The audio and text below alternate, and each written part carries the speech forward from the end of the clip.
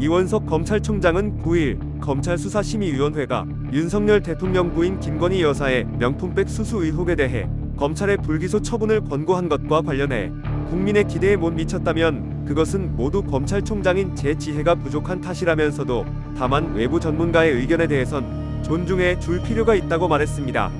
이날 출근길에서 기자들과 만난 이 총장은 수심위 결정이 국민법 감정에 맞지 않는다는 지적에 대해 대통령께서도 언론을 통해서 현명하지 못한 처신이라고 언급하신 것으로 알고 있다고 말했는데요.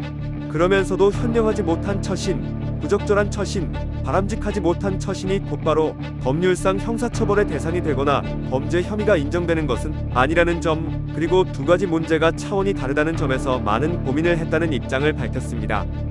김 여사는 2022년 6월에서 9월 재미동포 최재형 목사로부터 180만원 상당의 고급 화장품과 300만원대 명품백을 받은 혐의를 받았는데요. 앞서 서울중앙지검 수사팀이 지난 8월 22일 무혐의 결론을 내린 후 이원석 검찰총장이 공정성을 제고하겠다며 같은 달 23일 사건을 수심위에 회부했습니다.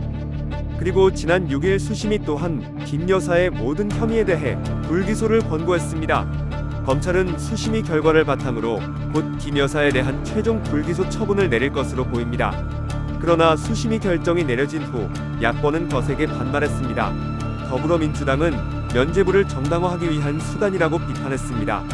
이후 민주당은 김건희 여사 특검법에 다시 시동을 걸고 있는데요.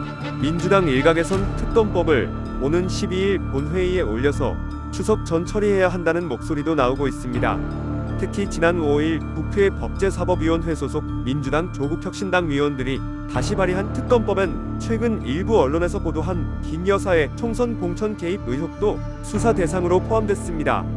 이에 대해 여당인 국민의힘은 수심위 결정을 존중한다며 야권이 정쟁용 특검 공세만 일삼고 있다고 비판했습니다.